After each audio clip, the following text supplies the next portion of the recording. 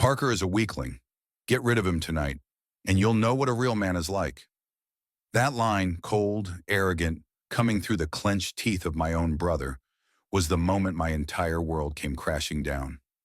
My name is Parker, 28 years old. I work at a small mechanical plant, a life that's nothing special, but it's stable. I don't have much, but what I do have, I cherish. A two-bedroom apartment, an old Hyundai, and a girlfriend named Sienna, who I thought was the light in my otherwise dull life. Then there's Damien, my older brother, 32 years old, the golden child of the family. Tall, handsome, works in sales, drives a company car, and has a smile that either makes people swoon or want to punch him in the face. For me, it's always been the latter. But still, he's my brother. That is, until last Thursday afternoon. I finished my shift early because the machines were acting up.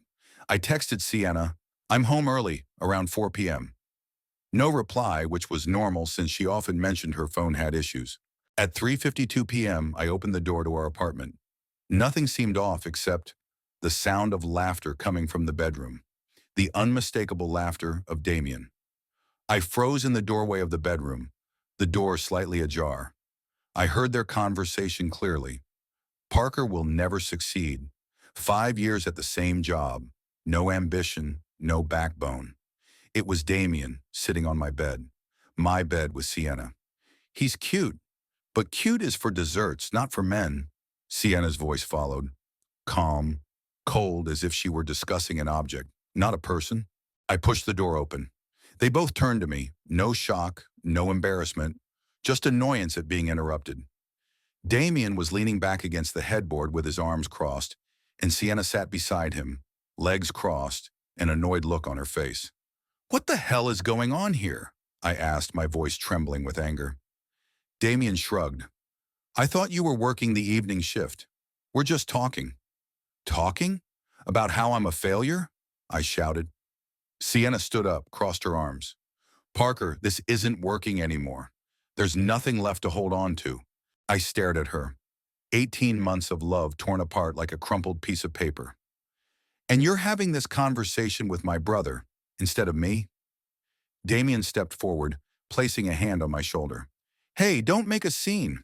You should be grateful she hasn't left yet. She needs a real man." I shoved his hand off, yelling, "Get out of my house!" Sienna smirked. "Actually, this is my house too, and you're the one who should leave." My heart felt like it was being crushed. I asked, "How long has this been going on?" Sienna wouldn't look me in the eye. "Nothing's happened yet. Not yet, but—" Damien cut her off. "There's nothing to hide. She deserves more than a third-shift worker like you." I didn't fight back. I didn't curse. I just quietly gathered what little self-respect was left, threw it in the trash bag Sienna handed me, and walked away from their mocking laughter. That night, I drove aimlessly around the city. My best friend Mike let me crash at his place for the night. The next day, I rented a room at a Motel 6, where I'm typing this now at 3:47 a.m. Among the mess of bags, I found an old iPad. And once again, my world exploded. The iPad was still logged into iCloud, something I had shared with Sienna because she didn't want to pay for extra storage.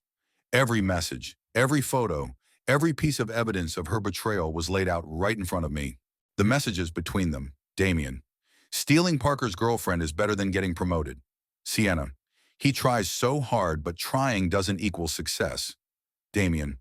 "I can take her, just like I took his bike back in 7th grade. I saved everything, created a separate folder, and from there, a plan started to take shape. Not for revenge, but to end the days of living like a loser. They think I'm weak just because I stay silent, but they've never seen me really angry. The ending to this story would be different. They lit the fuse. Now I'll show them who I really am. Someone once said, "The silent one isn't weak. They're the one preparing a counterstrike that will leave the betrayer blindsided." I once thought I was the loser. Parker, the third-shift worker who got dumped because I wasn't man enough. But sitting in that shabby motel room, my hands shaking as I scrolled through the messages between Damien and Sienna, something inside me shifted. No more pain, no more anger, just cold focus from someone who decided to clean up the wreckage of their life with the fire of justice. Day 1. I took 2 days off work, the first time in 2 years. The first 48 hours I spent collecting and organizing evidence. Created an encrypted folder in Google Drive, separating each file, messages, photos, emails, GPS location history. Everything, from when Damien accidentally checked in on Sienna, to a message where Sienna told her friend, "Parker will never know. He's an easy target." I read every line, not missing a single period, and then the plan took shape, not to hurt them, but to make them face their own truth. Target number 1, Malene, Damien's fiancée. I texted pretending to be a close brother, planning a bachelor party for Damien, needing her input on whiskey tasting or a brewery tour. Malene responded quickly, "Oh, that's so thoughtful. I thought you and Damien weren't that close." She wasn't wrong, but I replied, "For family, sometimes you have to put small things aside." We set up a meeting at an Italian cafe, the kind where she often posts cappuccino pictures with heart-shaped foam. I arrived 15 minutes early, set up my phone, evidence, and folder, ready like a lawyer presenting divorce papers. When Malene arrived, I didn't start with accusations. I told her my story, the one about a girlfriend throwing things in a trash bag, the laughter echoing from the bed, my bed. Then I opened the iPad and showed her the conversation. "Damien, stealing Sienna was a reward, but seeing my little brother's face when I cuckolded him, that's the real win." She froze. Her hand gripped the coffee cup so hard it seemed like she might crush it. I let her sit in silence, watching every photo, every line, every vulgar message Damien sent to Sienna. When she looked up, her eyes were dry but determined. "This isn't the first time, but it will definitely be the last." I nodded. "Thank you for listening." Before she left, Malene whispered, "You just saved me from a life of betrayal." Target number 2, Uncle Edwin, my uncle, the one preparing to promote Damien.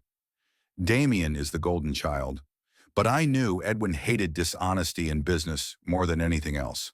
I called him, saying I needed career advice. We met at his favorite golf club.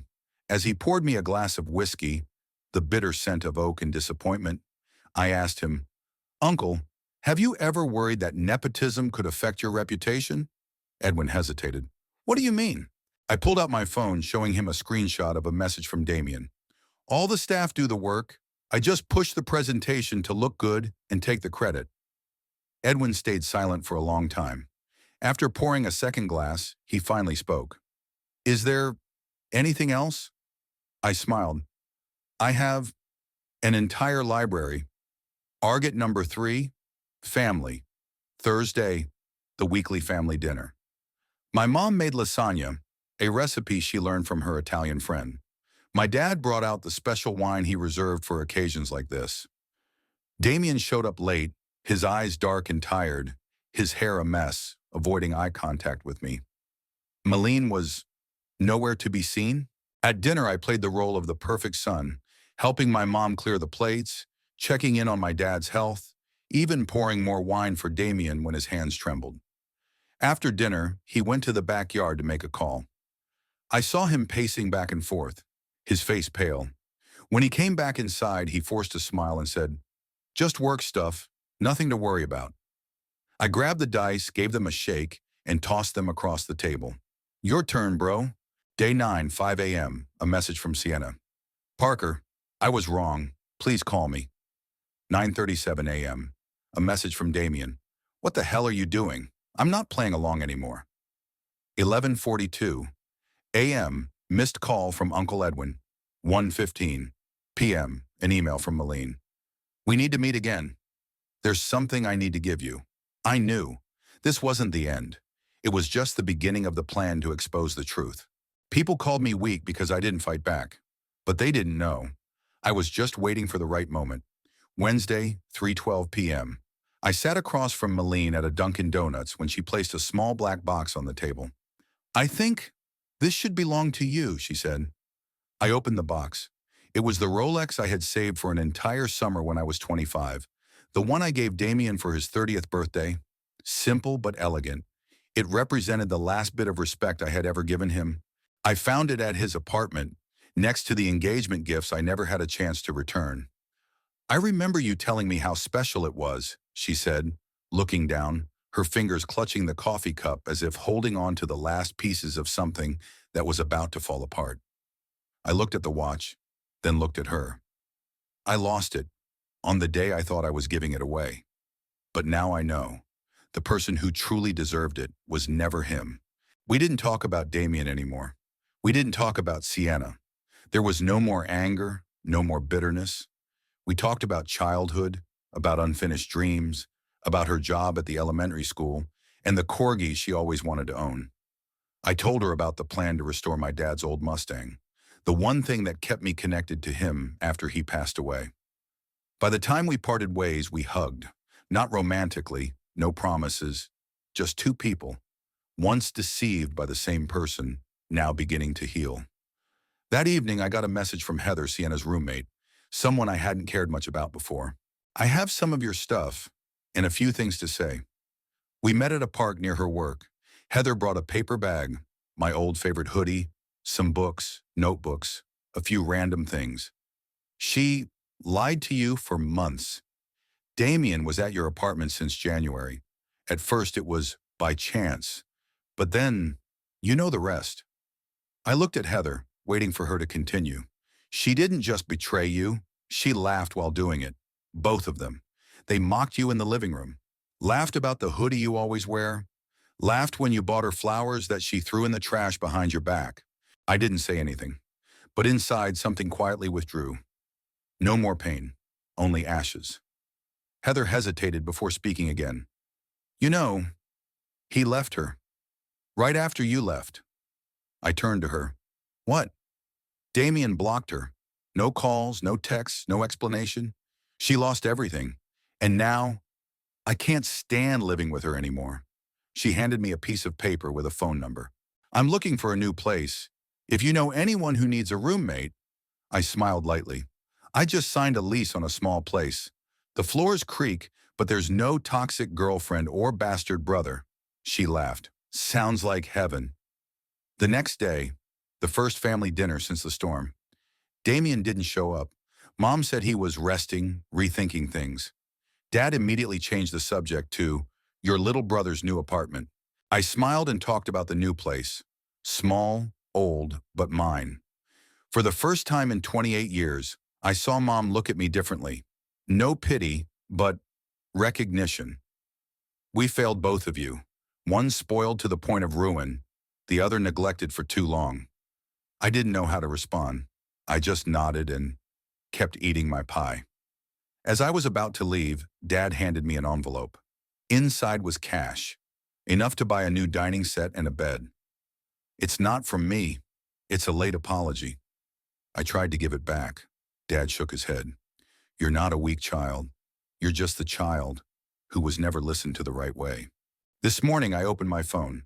The last message from Sienna before I blocked her number. I know you won't forgive me. I won't either. But I just want to say, I lost something truly important. Not Damien, but you. I'll have to live with that forever.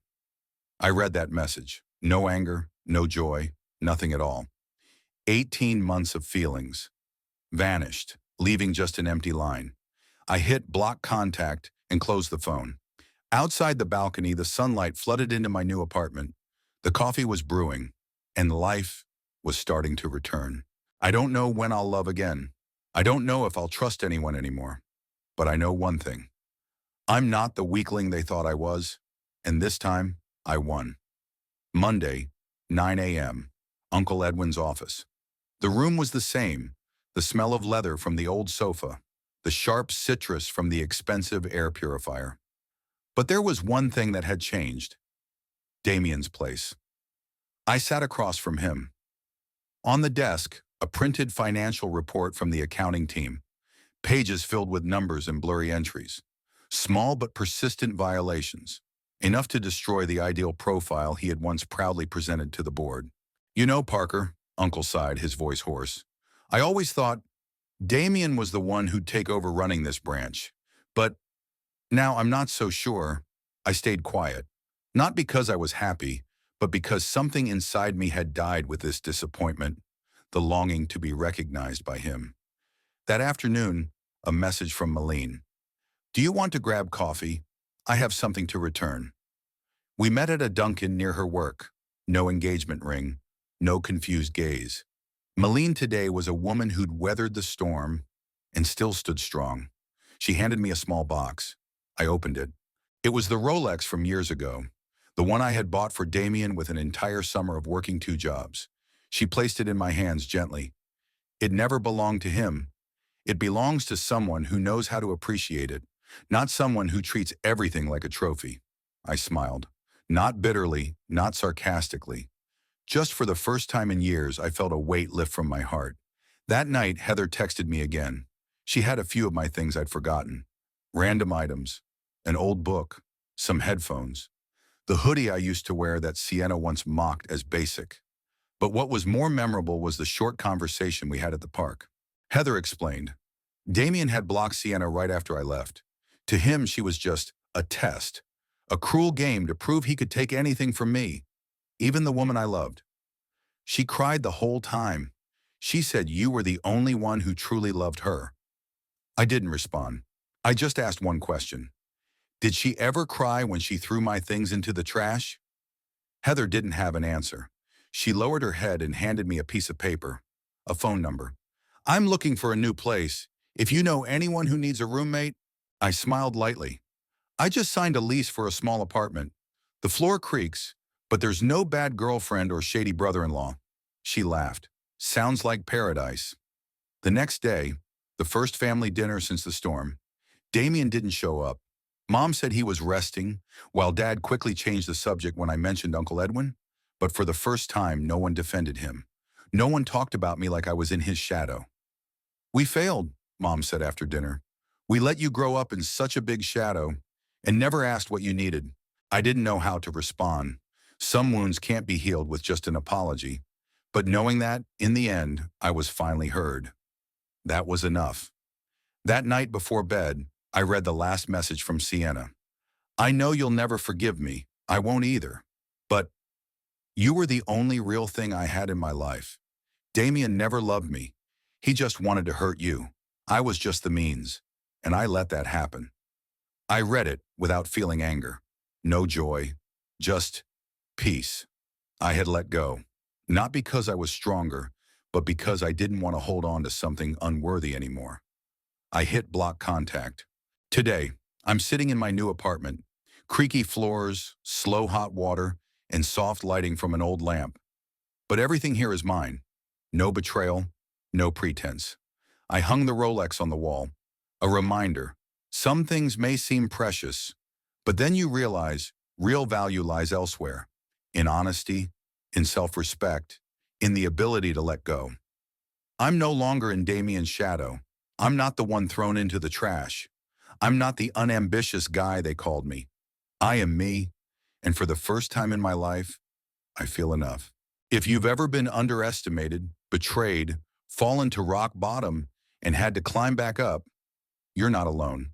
This channel is where we share stories of falling and how to rise stronger than ever. Don't forget to hit follow, like the video if you see yourself in this story, and share it if you think someone needs to hear this right now. And if you have a story that needs to be told, leave a comment or inbox me. I'm here to listen, and if you want, I'll tell it like the most memorable memoir of your life. Thank you for listening.